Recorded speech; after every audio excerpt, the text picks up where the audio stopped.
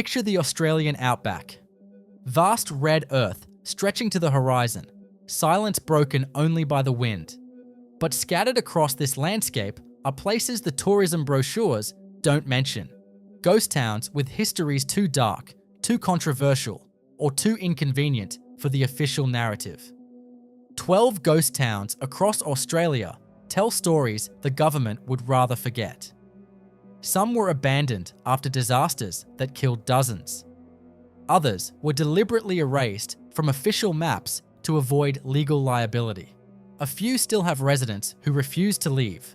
Elderly holdouts guarding secrets the mining companies would prefer stayed buried forever. Why do these places remain hidden from view? Is it genuine protection of Indigenous heritage, corporate liability concerns, or something more sinister? The truth, as always, is more complex than simple yes or no.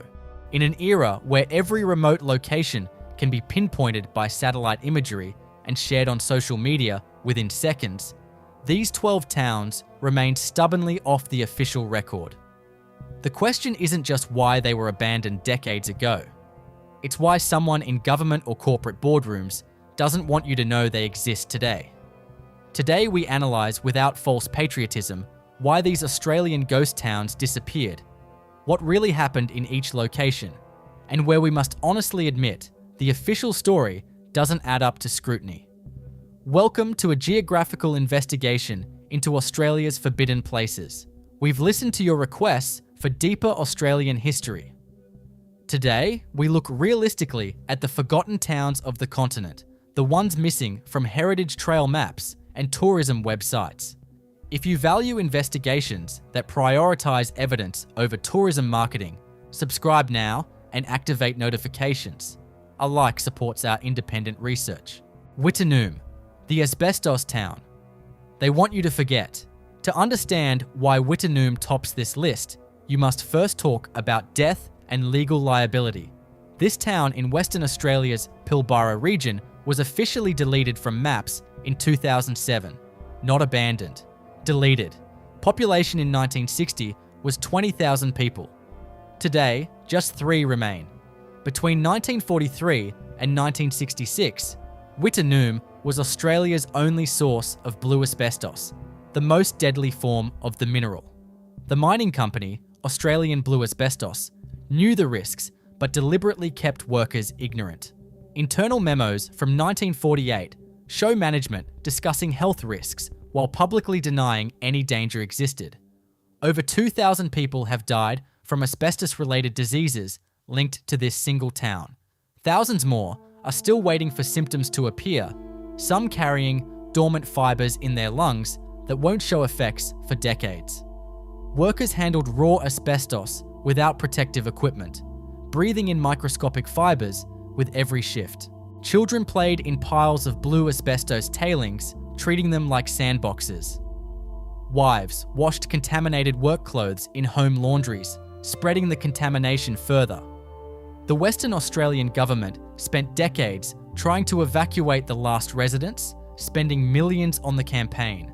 They removed it from official maps in 2007, cut off power and water services, and even offered financial incentives up to $500,000 to leave. Yet 3 residents remain today, refusing to abandon their homes despite the invisible threat in every breath they take.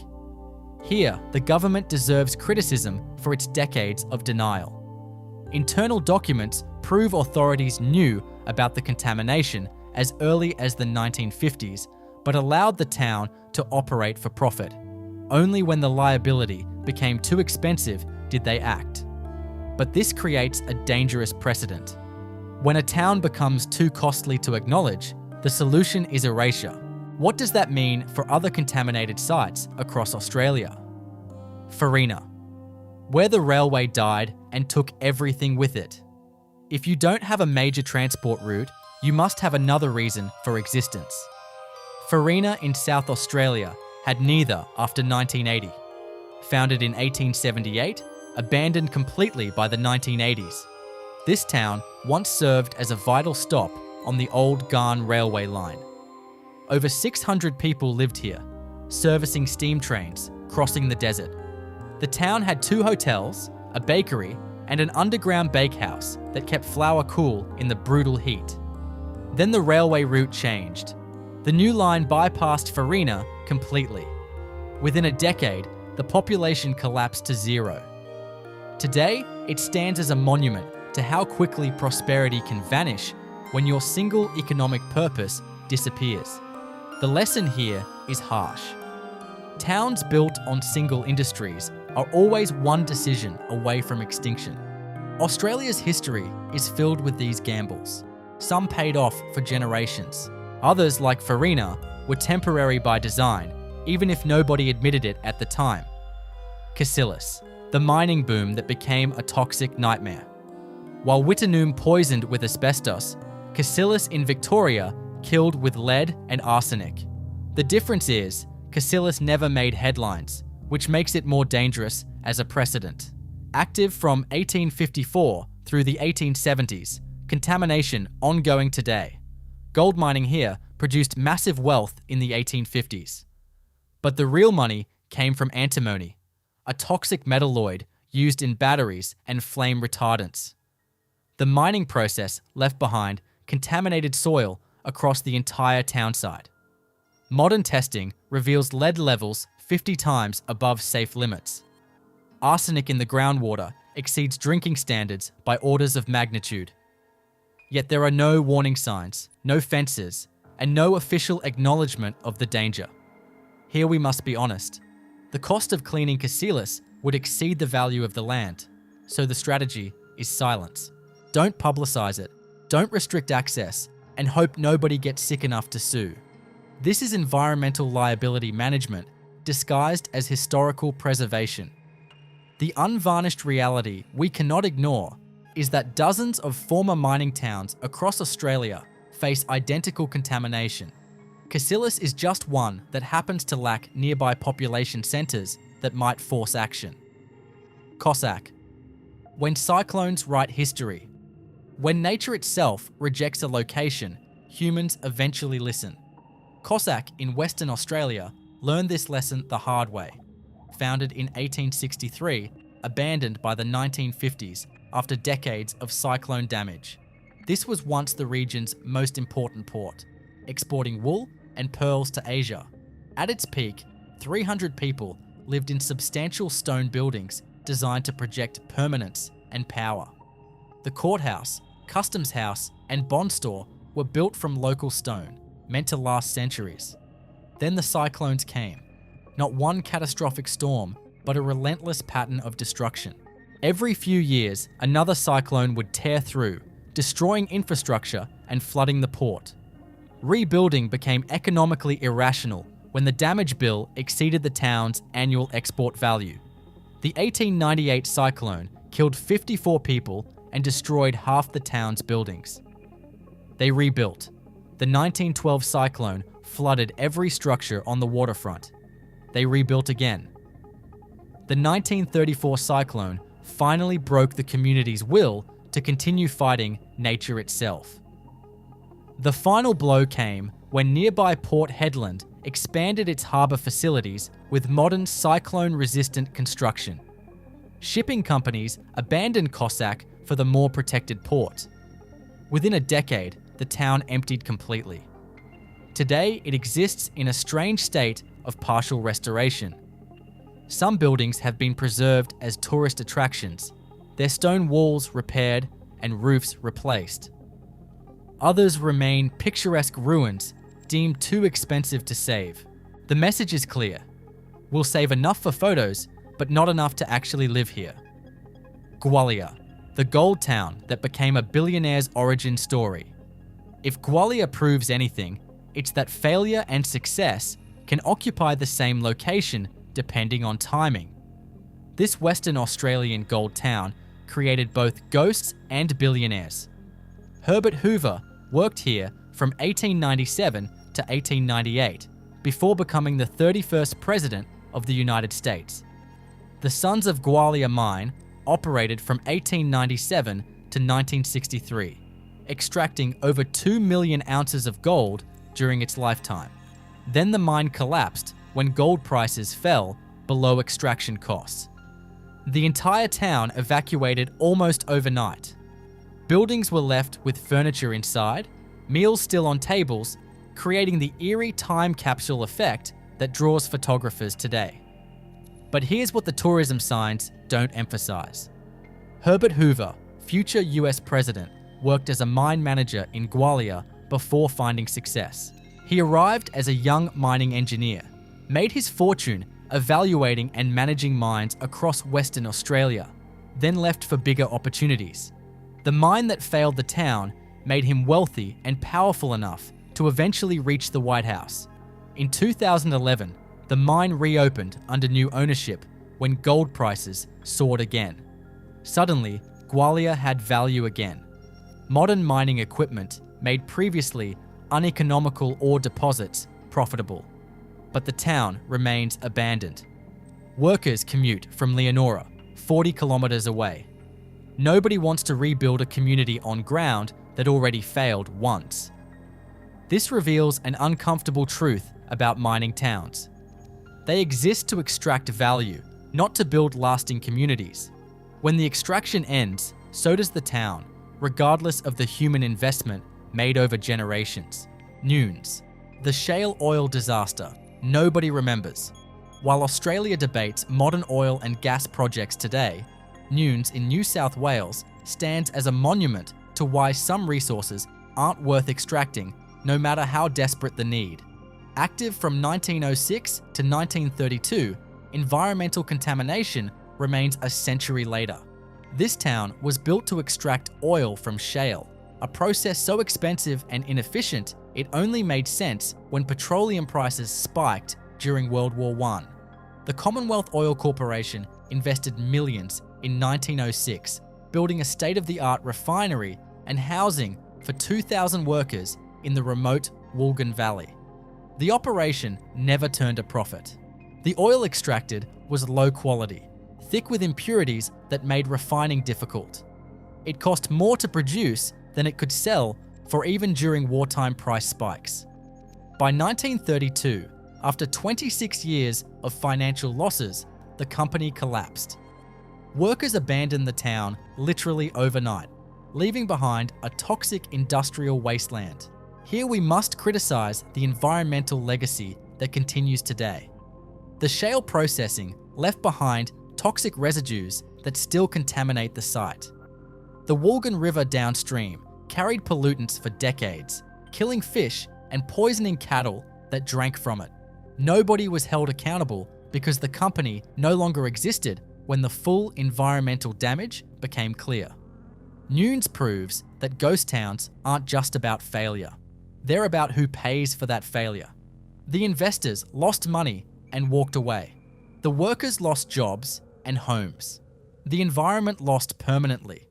Only the land itself absorbed all costs, and a century later, still hasn't recovered.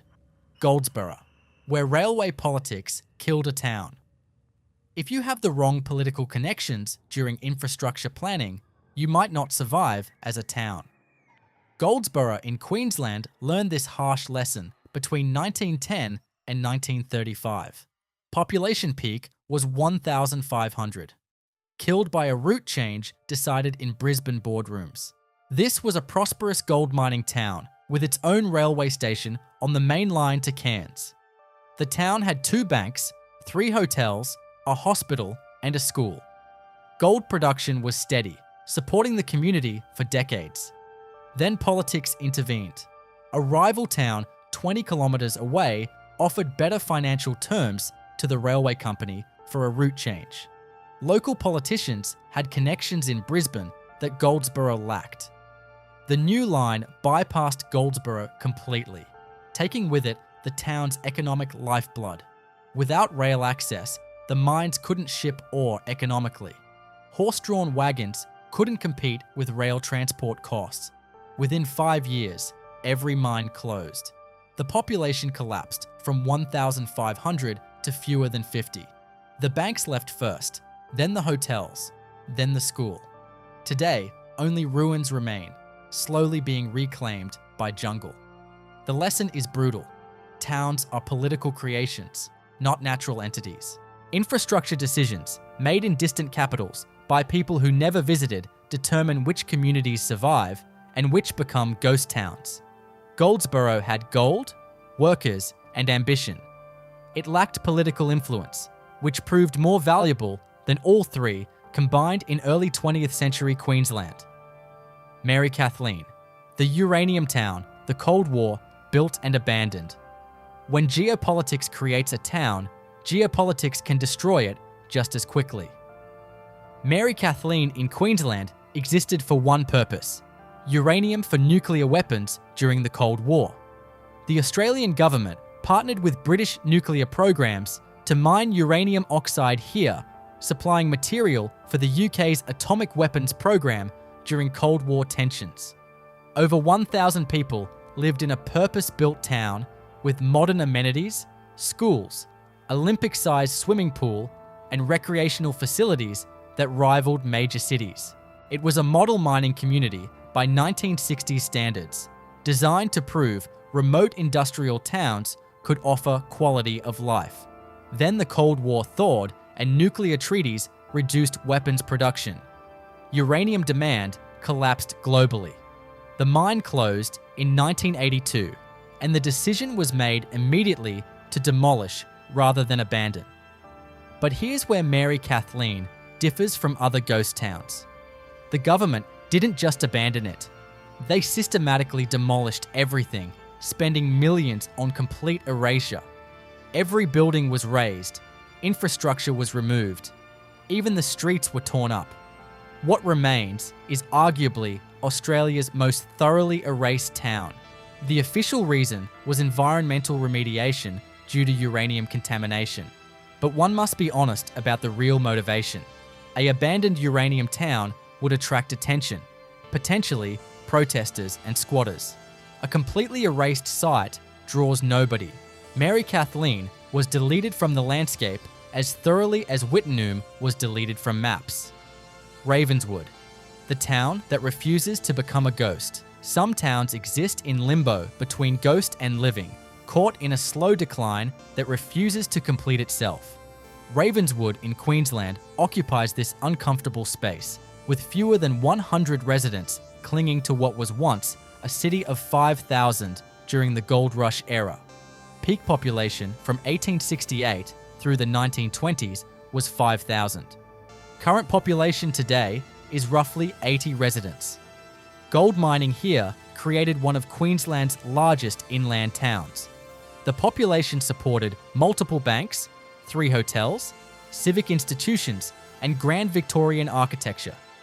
The buildings reflected confidence in permanent prosperity, constructed from stone and brick meant to last centuries.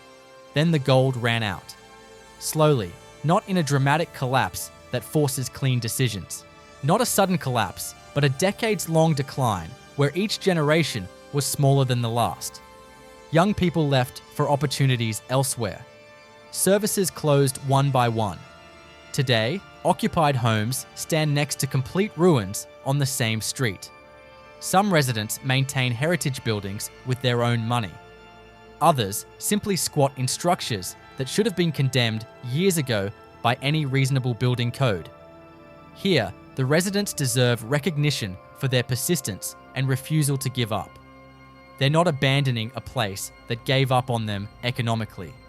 But we must also criticise the lack of government support for these heritage custodians. These people maintain historically significant sites with their own money, while tourism brochures profit from photographs of their town.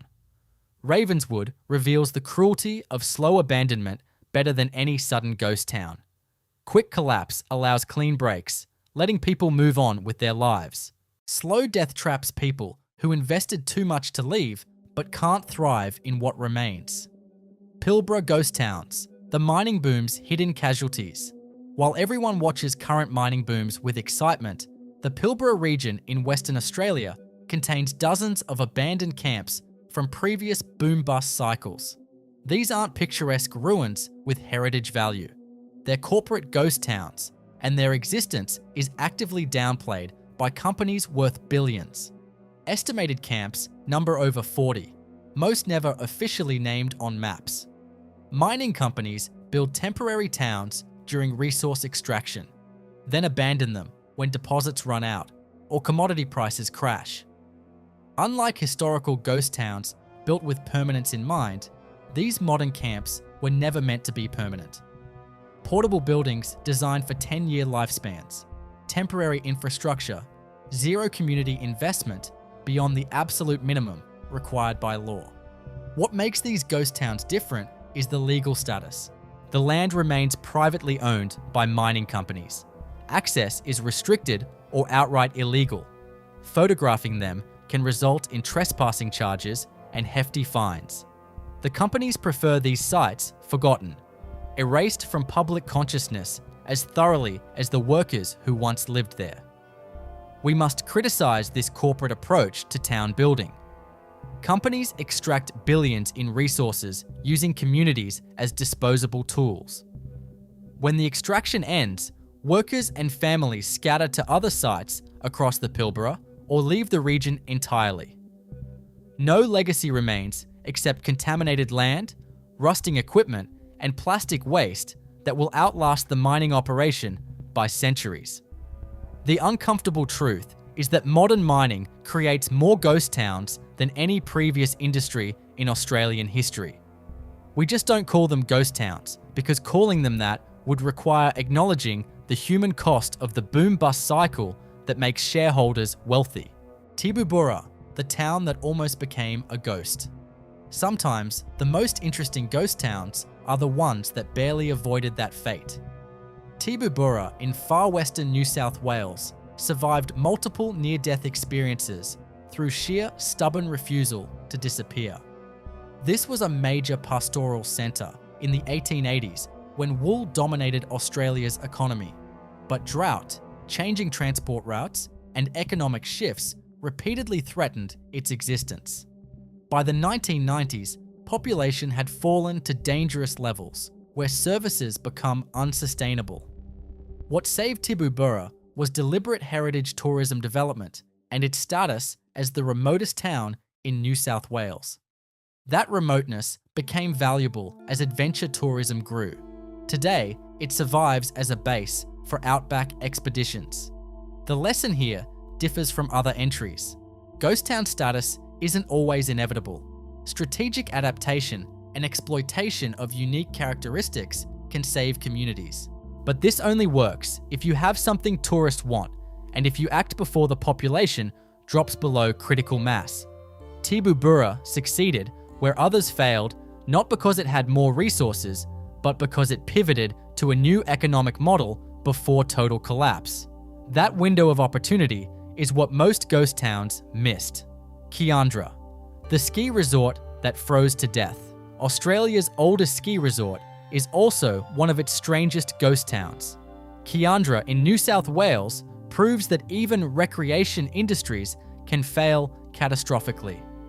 Gold brought prospectors to this high-altitude location in 1859. When winter snow trapped them, they invented Australian skiing using makeshift equipment. After the gold ran out, Kiandra pivoted to becoming a ski resort, perhaps Australia's first deliberate tourism town. But the location that made skiing possible also made permanent habitation nearly impossible. Winter temperatures regularly dropped below -20 degrees Celsius. Supply lines were cut for months. Buildings required constant maintenance against snow damage. The final blow came when modern ski resorts developed with superior snow conditions and easier access. Perisher and Thredbo offered everything Kiandra did with better infrastructure and milder weather. Visitors stopped coming. By 1974, the last residents left. Kiandra demonstrates that geographic disadvantages eventually defeat even the most creative economic pivots. You can turn mining towns into tourism destinations, but you can't overcome fundamental problems with location and climate. In summary, these 12 ghost towns reveal patterns about Australian settlement that tourism narratives prefer to ignore. We build towns for extraction, whether of minerals, wool, or tourist dollars. When extraction becomes uneconomical or impossible, we abandon them. Australia's strength lies not in preserving failed experiments, but in learning from them. These ghost towns are lessons in geography, economics, and the limits of human persistence against environmental and market forces. That's not weakness, but recognition of reality. But this pattern only makes sense if we stop repeating the same mistakes. Building single industry towns in marginal locations will always create future ghost towns. We must stop romanticizing these failures and start planning communities with economic diversity and environmental sustainability. What do you think? Is the abandonment of these towns pragmatic acceptance of economic reality, or failure of government responsibility to communities it encouraged? Should mining companies be required to fund permanent town infrastructure rather than temporary camps? Write your opinion in the comments. We value evidence-based discussion in our community. Don't forget to rate this video and subscribe to see more honest investigations of Australia's hidden history. Thank you for watching. Stay curious.